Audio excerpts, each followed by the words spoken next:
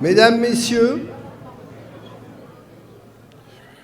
chères Pierlésiennes et Pierlésiens, je vous souhaite à toutes et à tous la plus cordiale bienvenue. Avant de débuter mon propos, je vais laisser intervenir les élus du Conseil municipal de la jeunesse qui vont vous lire des poèmes sur la paix rédigés par eux-mêmes. Je les en remercie et je les félicite.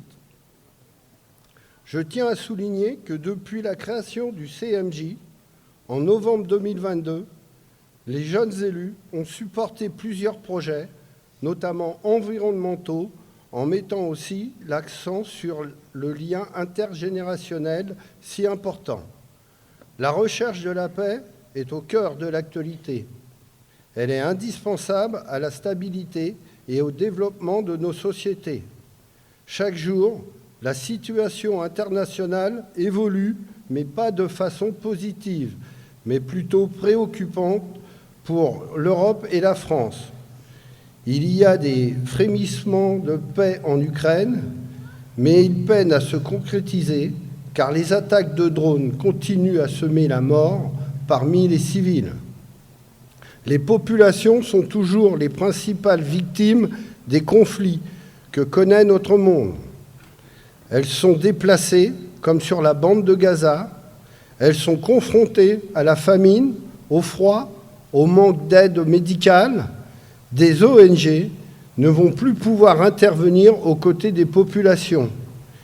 Des dirigeants veulent dominer le monde, à l'instar de Donald Trump qui bafoue le droit international et veut à tout prix l'annexion de territoires et de richesses comme le pétrole. Ce droit doit au contraire être défendu et préservé. Il est l'instrument essentiel de la paix. Les peuples et les nations doivent rester souverains. Comme le disait Jean Jaurès, la paix est le plus grand des combats. C'est aussi le sens que nous avons voulu donner à la carte de vœux que vous avez reçue. Je remercie le service communication pour sa créativité lors de la réalisation de cette invitation.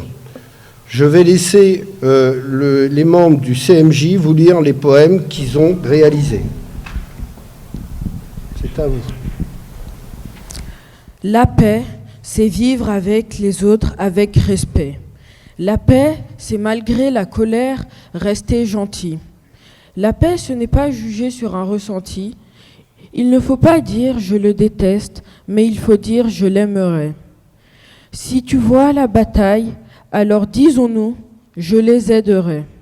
La paix, c'est se lier comme de la maille.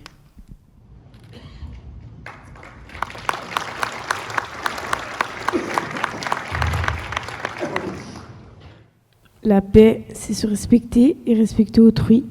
Le vivre ensemble, c'est être unis. Nous pouvons provoquer la joie en respectant les lois. Dans le monde, de nombreuses guerres, alors que nous sommes tous égalitaires. Il y a des années, s'est produit la Révolution. Les Français se sont battus pour la liberté d'expression. Ne soyons pas un culte sur l'égalité enfant-adulte.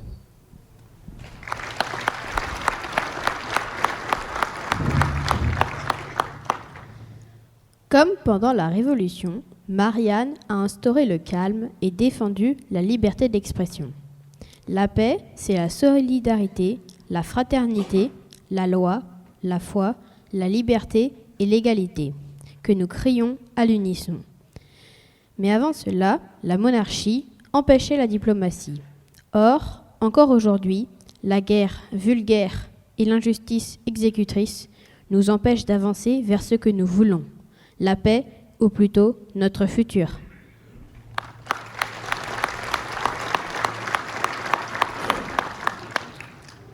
Dans notre ville, les voix résonnent, chacune différente, mais aucune ne détonne. Ici, peu importe d'où l'on vient, ce que l'on croit, tout le monde a sa place, tout le monde a ses droits.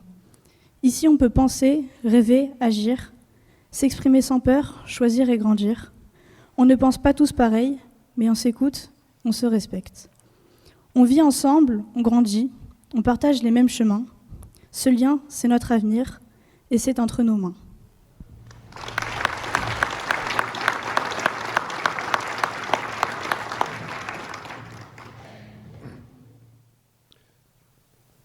Je demande aux conseillers municipaux de la majorité de nous rejoindre aussi.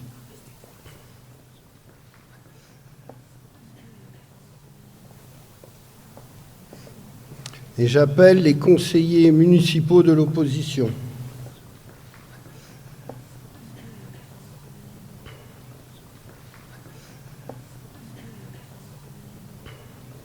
J'appelle les élus du conseil municipal de la jeunesse.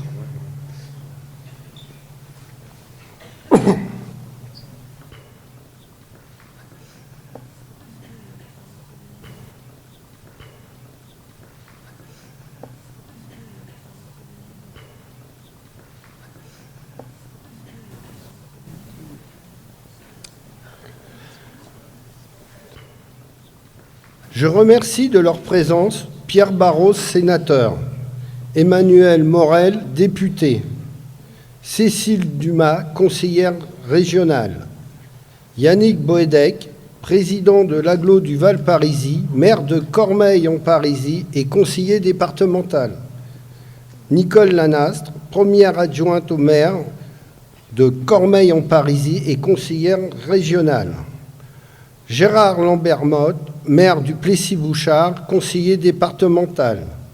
Laetitia Boisseau, conseillère départementale, adjointe au maire de Taverny. Françoise Norman, maire de Beauchamp. Miloud Goual, maire de Montigny. Farid Lazare, premier adjoint qui représente Madame la maire de Bessancourt, et Monsieur Jean-Pierre Gaffez, conseiller municipal au sport de la ville de Bessancourt. Monsieur Thierry Huet-Lacointe, commissaire général de Cergy. Monsieur le commandant Laurent Clésardin du commissariat d'Herblay. Madame la lieutenant Lisa Rusconi, chef adjoint du centre de secours des sapeurs-pompiers d'Herblay. Maître Manuela Rocha, qui représente Madame la bâtonnière du Val d'Oise. Bernard Tailly, président du SMAP. Jean-Charles Rambourg, président du syndicat Triaction. Des personnalités sont excusées. Cyril Alavoine, sous-préfet de l'arrondissement d'Argenteuil, qui assure actuellement l'intérim sur l'arrondissement de Sarcelles. Marie-Christine Cavetti, président du conseil départemental du Val d'Oise. Philippe Rouleau, maire d'Herblay-sur-Seine. Xavier Melki, maire de Franconville. Bernard Jamet, maire de Sannois. C'est avec une grande émotion et une immense fierté que je prends la parole devant vous ce matin en tant que nouveau maire de Pierrelaye. À l'occasion de cette cérémonie, des vœux, moments privilégiés pour notre vie communale, permettez-moi tout d'abord de vous adresser au nom de l'ensemble du conseil municipal, des agents communaux et en mon nom personnel, nos vœux les plus sincères pour cette nouvelle année, que 2026 vous apporte santé, joie, réussite dans vos projets et qu'elle soit synonyme de paix et de solidarité pour chacun d'entre vous. Je profite de cette cérémonie pour adresser toutes mes félicitations à Michel Valade, qui vient d'être élevé au grade de chevalier dans l'ordre de la Nation du Mérite. Sur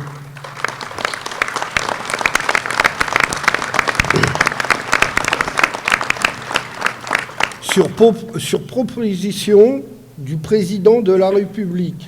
Bravo à toi, Michel. L'année qui vient de s'achever a été marquée par de nombreux défis que nous avons su relever. Nous avons fait face à certaines problématiques liées notamment à des aménagements, au bouleversement climatique accéléré. Nous avons aussi de belles réussites collectives. Je tiens à saluer la résilience dont vous avez tous fait preuve, votre capacité à vous adapter, à vous soutenir les uns les autres, à faire vivre l'esprit de notre commune, aux valeurs ancrées qu'elle porte. Je pense au riche tissu associatif local et aux bénévoles qui impulsent, proposant des activités créant du lien, animant notre ville. Je pense à nos commerçants, à nos artisans qui maintiennent un service de proximité essentiel. Vous n'êtes pas sans savoir que les élections municipales sont prévues le 15 et 22 mars et, dans ce cadre préélectoral, je ne peux aborder de manière précise les projets envisagés pour la prochaine mandature. Concernant l'année qui vient de se terminer, elle a été celle de l'aboutissement de nombreux projets portés par la ville et des partenaires. Il en est ainsi de la forêt de Maubuisson qui grandit et qui vient de connaître sa 7e campagne de plantation. En novembre dernier, chemin de Conflans à Herblay et dans la plaine de Pierrelet. 240 000 plants ont ainsi été mis en terre. Je rappelle qu'à terme, plus d'1 million d'arbres sera planté sur cet espace remarquable et 1340 hectares, rayonnant sur 7 communes, dont une grande partie située sur la plaine de Pierrelet. En 2025, des aménagements de voirie ont été réalisés pour améliorer la circulation, la sécurité routière et l'offre de stationnement. Par exemple, plusieurs rues du centre-ville vont être limitées prochainement à 30 km/h et régulièrement soumis à des contrôles radars. Alors pour cela, pour soulager la police municipale, on verra d'ici quelques semaines, on a recruté 2 ASVP. L'ordre des chantiers majeurs de 2025 a été conduit par l'agglo du Val-Parisis, la SNCF et la ville. Il s'agit de l'aménagement du pôle gare permettant de requalifier et de reconfigurer ce quartier en lui apportant de la modernité et du dynamisme. Il s'agit également de moderniser notre réseau d'éclairage public pour une ville plus sûre et plus respectueuse de l'environnement. Ainsi, l'agglo a procédé au remplacement des lanternes par du LED. Les coupures nocturnes ont été supprimées, ce qui permet d'avoir un éclairage toute la nuit. Alors, merci Monsieur le Président de l'agglo. Alors, toutes les villes de l'agglo sont, pour ainsi dire, passées en LED, et c'est plusieurs millions d'économies que nous ferons à l'année. La ville et ses services ont poursuivi l'entretien et la rénovation de son patrimoine, qu'il s'agisse des écoles, des installations sportives et des équipements culturels pour répondre, tant faire se peut, aux besoins et aux attentes des utilisateurs. Ces réalisations sont le fruit d'un travail collectif, d'une volonté de partager et de faire avancer notre commune, de la rendre plus attractive, plus solidaire. Elle témoigne de notre engagement à préparer l'avenir, à anticiper les besoins de demain, à offrir à chacun un cadre de vie de qualité. Mais au-delà des réalisations matérielles, ce qui fait la force de notre ville, c'est avant tout la solidarité qui nous unit. Nous l'avons vu lors de moments difficiles, rappelons-nous la période du Covid, mais aussi dans des petits gestes du quotidien. Un voisin qui en aide un autre, des bénévoles qui donnent de leur temps, des jeunes engagés dans des actions citoyennes. Il est important d'accompagner toutes celles et tous ceux qui sont fragilisés, confrontés à l'isolement, aux aléas de la vie, des actions en faveur de l'inclusion, de l'accès à la culture, au sport, à l'éducation pour tous, doivent continuer à être développés. Comme je l'indiquais, les défis sont nombreux et nos champs d'intervention sont multiples, qu'il s'agisse des efforts à déployer pour répondre aux urgences environnementales, pour maîtriser nos finances face au gel, voire à la diminution des dotations de l'État, au transfert de charges vers les communes, sans les moyens les accompagnant. C'est aussi garantir le droit à la tranquillité et au bien-être de tous. La commune est le berceau de la citoyenneté. La commune est souvent présentée comme le dernier rempart contre la défiance envers les institutions et la crise démocratique. Nous entendons encourager l'engagement de chacune et de chacun dans la vie de la commune. Il est important de faire entendre sa voix, de participer aux consultations, aux réunions publiques, de proposer des idées, de s'impliquer dans l'évolution de la commune qui est riche de vos talents, de vos énergies, de votre diversité. Je tiens à remercier toutes celles et tous ceux qui initient depuis 12 ans la semaine de la citoyenneté, les écoles, le collège, la police municipale, la police nationale, des partenaires, des services municipaux, le CMJ, des associations, le Conseil citoyen du Clos Saint-Pierre. C'est ensemble, avec enthousiasme et détermination, que nous continuerons à faire de notre commune un lieu où il fait bon de vivre, un lieu d'accueil, de tolérance et de partage. Je tiens à remercier chaleureusement tous ceux qui, chaque année, s'engagent pour le bien commun, les élus, les agents municipaux, les bénévoles, les acteurs économiques, la communauté éducative, les forces de l'ordre, les services de secours, les partenaires institutionnels. Comme il est de tradition, nous allons procéder à la remise des diplômes des médaillés d'honneur du travail qui récompensent 20, 30 et 40 années ou plus de travail dans le secteur du public ou du privé. Des médaillés sont excusés ce matin. Avant de vous inviter à lever notre verre pour cette nouvelle année, il est proposé de prendre une photo des médaillés qui sera publiée dans le bulletin municipal de février. Je vous adresse toutes mes félicitations pour votre parcours. Je souhaite remercier les services municipaux, les bénévoles et les prestataires qui ont contribué à la tenue de cette cérémonie. Je tiens à remercier le fleuriste du coin fleuri qui nous a fourni les plantes et les petites fleurs.